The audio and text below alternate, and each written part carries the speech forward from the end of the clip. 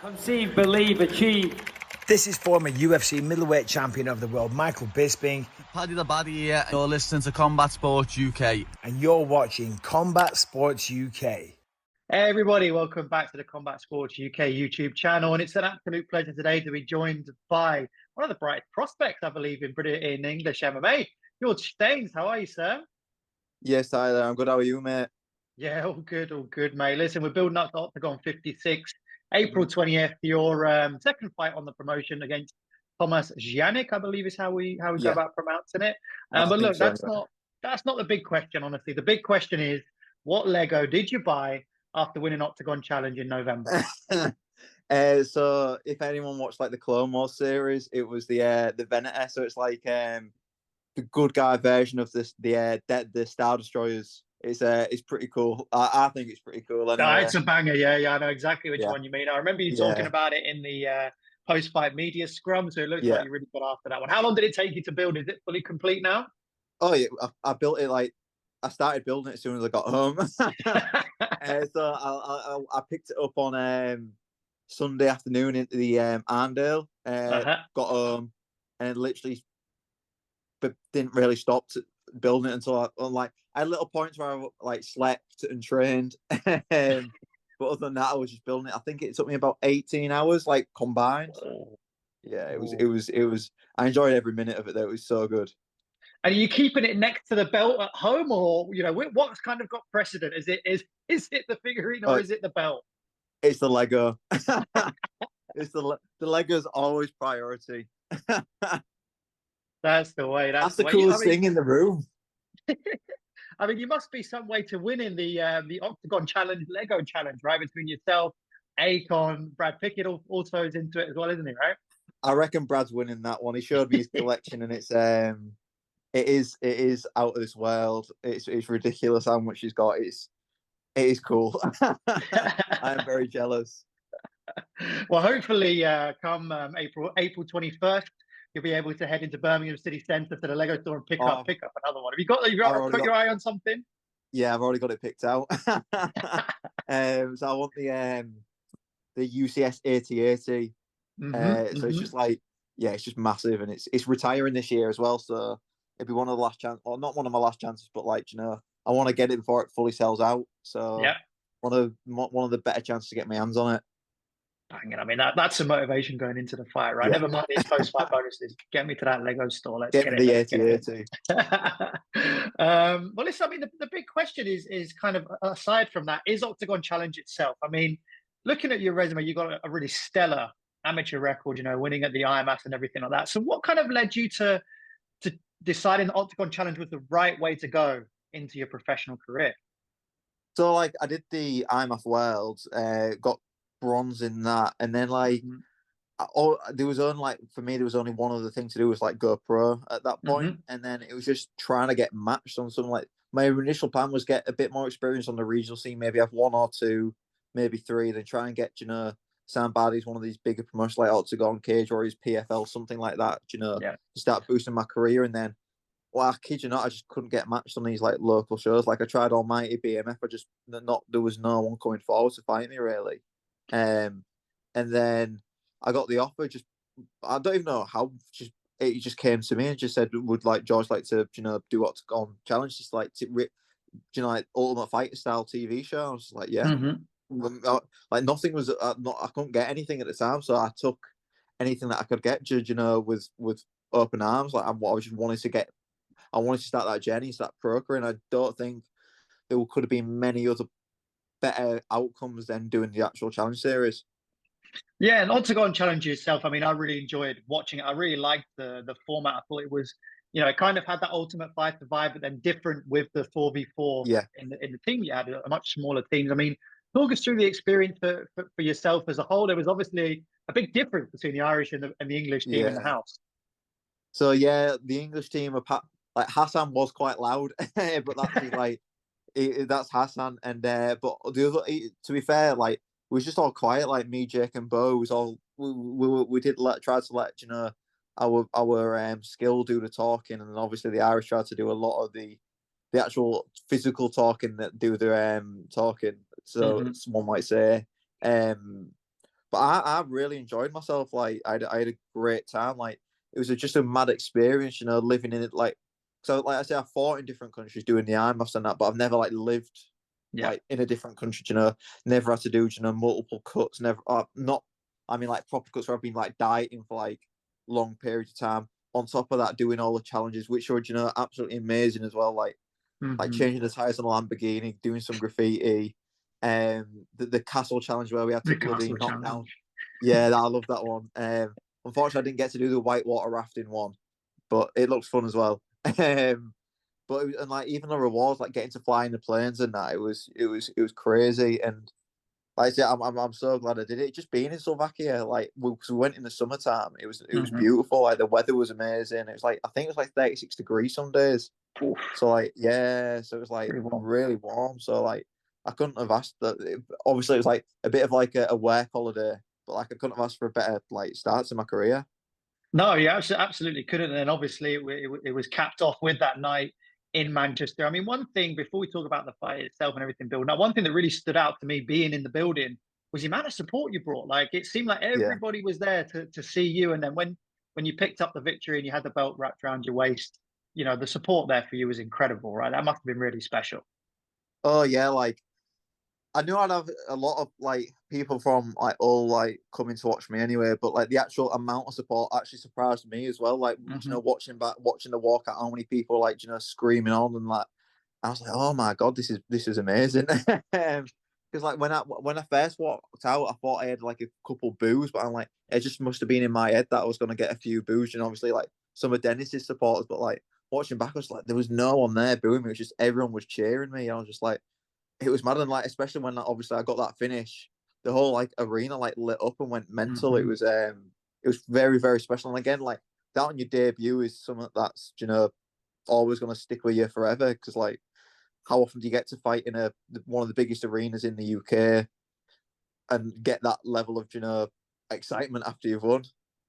Yeah, absolutely. And kind of into the fight itself had a lot of build up. Like you said, Dennis is very, very outspoken. Yeah. He's not shy in coming forward. But it was a really wholesome moment at the end of the fight. There's a great picture of the pair of you just sat next to each other on the kind of outskirts of the cage there. The cage. Kind of sharing that experience. I mean, how do you look back on that isolated experience, i.e. the fight and the build up to it, and then kind of where it's taken you afterwards? So like obviously Dennis was saying a lot, before the fight, and to the build, I was just like, at the end of the day, we're gonna get in the cage. We'll do our talking in the cage, or I was like, I'll do my talking in the cage. You can do it wherever you want, mate. And then obviously like I had no animosity. Like he said some bad things, but like again, I had no like animosity towards him. Like I'm just not that type of guy. Like I got what I wanted to do out in the cage. Like I said, I did my talking in the cage, and then so there was no reason for me to be like, have any like anger, any resentment towards him at the end. So I was just like, I treat him like any opponent. Give him my respect. Just sit with him for a minute and just talk to him. It was good. I thought it was a really good moment. Yeah, no, it was a really, really good moment to see the pair of you come in, because Dennis also he's incredibly humble after the fact as well. No, 100%. He brings and he sells, he brings the eyeballs beforehand, but then he is incredibly humble. I mean, is that the way you saw the fight going? Very much kind of a clash of styles, really. His kind of karate striking style against your heavier wrestling and takedown attacks. Yeah, that's how I saw. Like, literally, that's exactly how I saw it going. Like in my head, like I maybe saw him getting a finish a little earlier. He did really well to like kind of he didn't like because he stayed on the floor, but he kind of like nullified a lot of the damage he would have taken. Like if he'd have started to stand up and scramble, I would have gotten his neck at some point. You see it at just before I get this, I elbow him, I cut him, and he starts to like try and scramble up, and that's when I latch onto his neck. Yeah, and I thought that had happened a lot earlier, so he did really well to stay composed. But I knew as soon as it hit the floor, he wasn't getting up, and I just start teeing off on him and I just wear him down. Yeah, funnily enough, actually, when I was watching it thinking this is like Conor and Khabib. This is almost exactly the same fight. On a much lower level, though. Not a chance. Conor and Khabib in Manchester. No chance I'll ever compare myself to Khabib. Too good. But no, that is kind of what it was like. Yeah, it was. It really was. And was there a sense for you afterwards? I mean, having a little belt at the end of it as well is kind of a cherry on the top of the cake. Was there a sense of validation of like, yeah, it was the right decision to extend that amateur career and to turn pro when you did and do Octagon Challenge? Or were you kind of feeling like, yeah, I belong here now? Yeah, so like there was never a doubt that I wanted to get that heavy amateur, like career. I always wanted to do like at least one IMMAF, because I think like when you do well at an IMMAF, it's just going to set you up. It's just going to set you up. Even competing in an IMMAF's a massive accomplishment. Like being selected for your team, your nation, should I say? Because sometimes you only get one spot on your team. So to get that one spot out of, maybe like I think there's 600 lightweights in amateur UK. So to be that 1 out of 600, it's quite a big honour. So I was just buzzing to be selected for the team, and obviously to do well in both of them. It shot me from like being, okay, I'm one of the best English prospects to being one of the best, European, one of the best prospects in the world, even, So like it really helped boost my career, and then obviously that helped me get onto the challenge. I'd say, like you say, my resume speaks for itself. Kind of like I do my talking in the cage, and then obviously like even they announced me as I'm a European champion on my app, in Manchester. So that says how much how much weight the IMMAF has behind it. Like it's the Olympics of the MMA, isn't it? It's equivalent. So for me to have a gold in one of those is phenomenal. Yeah, and it's massive legitimacy, and also brings you right towards where we are now. Looking at your second pro fight against Thomas Gignac in Birmingham. I mean, another home fight for you. Was there an intentional kind of thought behind taking this break from November now until April, or was there things in the pipeline to maybe fight earlier? No, so like last year, like going on, like I had 7 fights last year. So yeah, so I had the 4 IMMAFs in February, then I did the 2 fights on a TV show, and then obviously Dennis in November. So like 3 of those were under a professional rule set. One was a 5-round fight, and I'm for 5 of the fights I made championship weight, so it was a lot of stress on my body, a lot of weight cutting, a lot of training, a lot of traveling. I hadn't been home like for a very long time. Not for a long time, but like, I was away for prolonged periods of time. So I thought like mentally, physically, it was just good for me to have a little bit. I've trained throughout, the whole thing, but just not as like intense as you usually would do in, camp. I was sparring, but I wasn't going like mega hard, for the head trauma and that. It was just nice to have a little bit of a break. I did want to get on the Newcastle card until I found out it was in January. Like I was hoping maybe it's going to be like late February. Right, yeah. Then I found out it was January, because I missed Christmas last year. So like I kind of wanted to have one Christmas at least. And then I found out Birmingham was in April. I was like, yeah, just get me on. I don't really care. Just as long as you get me on, that's fine. I don't care who I fight. Yeah, and it's a massive card, which we'll come to in a little bit. I mean, you've been doing this fight camp up in Liverpool with NextGen. I mean, iron sharpens iron. There aren't many better gyms in England at the moment than there. Talk about that experience. So it's been amazing. Like I've been like, so like I was training at NextGen like, like weeks on, weeks off at a time. So like for the Dennis fight, I think I did like maybe like 4 weeks up here. So I did like a week off, week here, a week off, week off, week here. It's like that. And I was just like, I need to kind of take this to the next level and like commit. So like I was like, I improved so much in that, like 4 weeks just being here. What's 8 weeks, full camp gonna do? And then I was just like, for this camp, I've just got to fully commit and go with it. And the amount I've improved just speaks for how much, how much of a good decision that was, and how good of a gym Next Generation actually is. Yeah, amazing. Where would you say has been your biggest gain in this camp? What have you kind of been looking at? Everything, like genuinely, like my grappling's improved, my wrestling's improved, my striking's improved massively as well. The whole game, like, I wouldn't say any one area has improved. Everything's got better with each other. Like, and I think that's what MMA should be. I don't think you should try and I think you should always be constantly trying to improve all areas, because no one's ever perfect in one area. So you always need to get better. And when you look at Thomas as an opponent, you kind of look at his record. It's almost a little bit, I don't know if it's a little bit deceiving, because he kind of wins one, drops one, wins a couple. Yeah. How do you look at him as an opponent, and what do you see happening come fight night? I say, do you know what? He's not. He's dangerous because he's not like he's not wild. He's like unpredictable. Like Hmm. he has odd timing. He does a lot of like spinning stuff, which like he can be quite unpredictable with. So he's dangerous in some aspects. But to be fair, he's not. Him and Dennis have two very different styles of striking, but like the same like kind of unpredictability. Like Dennis is a very like deceiving striker. You know, Yeah. he's very awkward, very long, gangly, but he uses that really well to his advantages. And Thomas is kind of very similar, like different. Like again, he implements it differently, but like he's kind of awkward with the way he strikes and that. So like and I know I can tell his game by watching his fights. He's in there from round 1 till round 3. So I haven't taken any shortcuts on this camp. Again, he's not the most like say his record's a bit deceiving, but like again, just because his record may be deceiving doesn't mean he's any less of an opponent. Yeah, exactly. One thing that you mentioned there, he's always in and around for the full duration of the count. I mean, how important we've Yeah. seen what you can do cardio wise. Obviously, you've taken 7 fights last year. You're going to be in good shape. But how important of a weapon is that going to be in this fight, and that you can keep up your relentless pace and really dictate how the fight goes?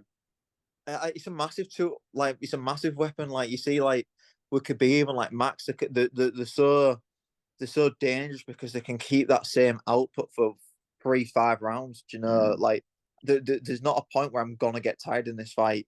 Like I'll be able to just keep that relentless pressure on. I may get hit, a couple of times. He may stuff one of my takedowns, but I'm not gonna stop. Like I'm gonna just keep going, and it's that pressure. It just melts people. Like if you can't deal with it, you're just gonna melt. And you kind of saw that with Dennis towards the end. Like he starts to get frustrated, and with just me taking him down all the time. It's a frustrating thing. Like if Thomas stands back up, I'm just going to take him back down, and that's even more frustrating in itself.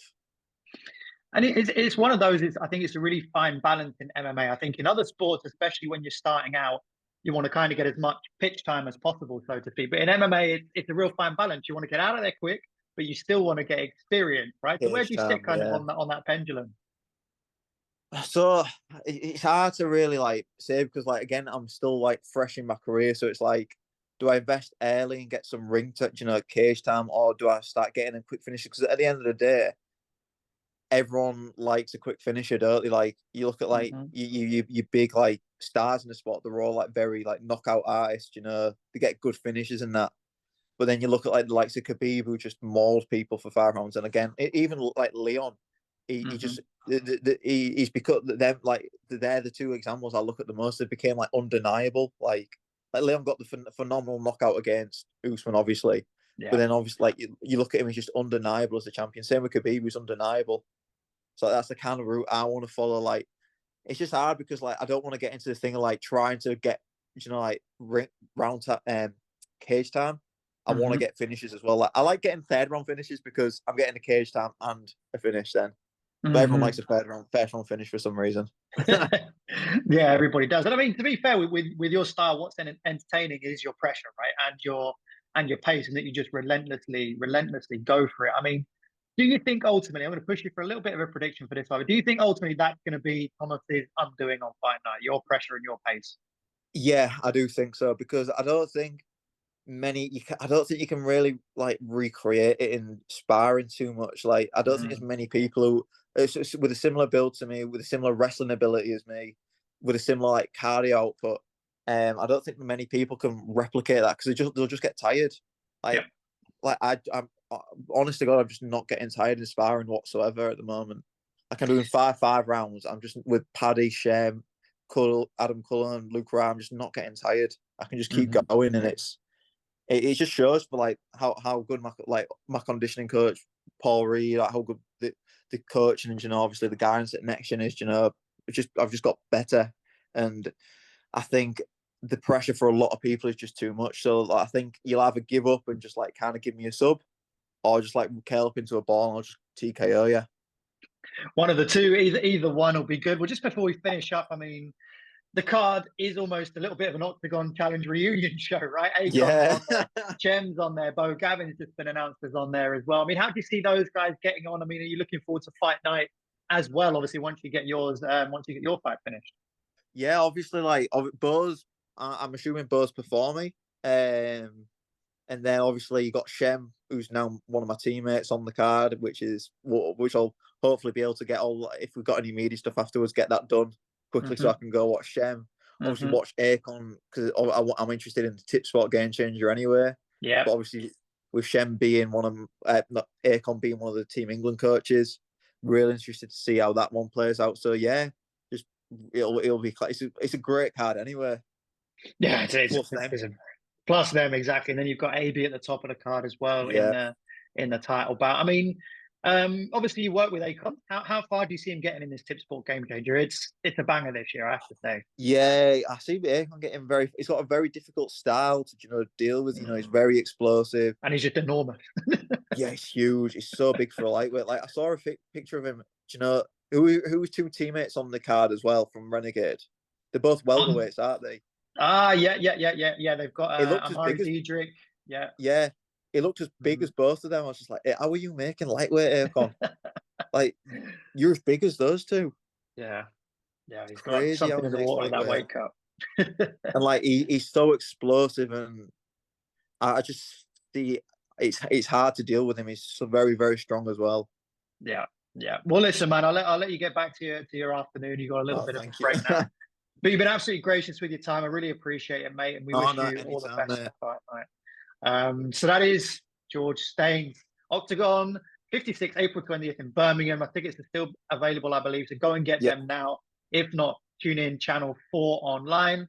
It'll be in DAZN everywhere else in Europe. It's going to be a hell of a night. Thanks again, George. No worries, pal.